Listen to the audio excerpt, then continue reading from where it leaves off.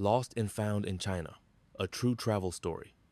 In April, Julie and her friends from Salt Lake City traveled to China. Their journey took them to Chengdu, Xi'an, and Beijing. As always, Julie asked me, Robert, to arrange private car service for her group. They had a fantastic time visiting pandas in Chengdu, then moved on to Xi'an. On their last night there, Julie and her friends hailed a taxi from their hotel to go out for dinner and enjoy some delicious local food. After the meal, they took a different taxi back to the hotel.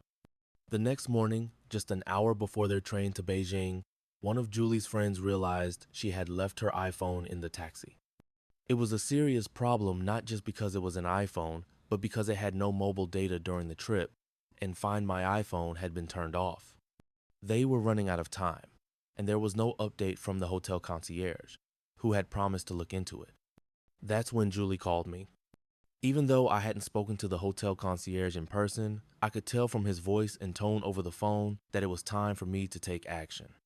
First, I needed to contact the taxi driver and ask him to check the car's side door storage compartments.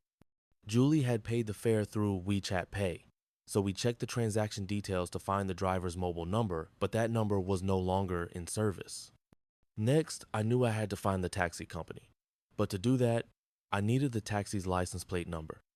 I remembered that they had been dropped off at the hotel's front entrance, which was under video surveillance.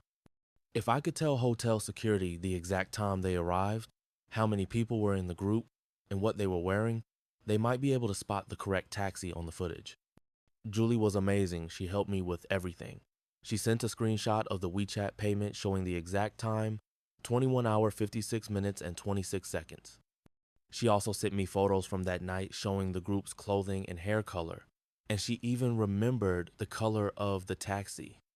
Less than 10 minutes after I passed all this information to hotel security, they found the taxi on the footage and sent me the license plate number. Now I had what I needed. In China, each city has a taxi administration bureau and a lost and found office. I even called the Beijing government service hotline to help me locate the right office. Thanks to their guidance, I was able to track down the taxi company and get in touch with the manager through WeChat. He told me the driver had just finished a night shift and would be contacted a bit later. About 2 hours later, the good news came. The iPhone had been found in the car's side storage pocket. After some electronic paperwork done, the taxi company sent it via SF Express to the group's hotel in Beijing. Unlike standard mail in the US, SF Express in China is fast, reliable, and surprisingly affordable.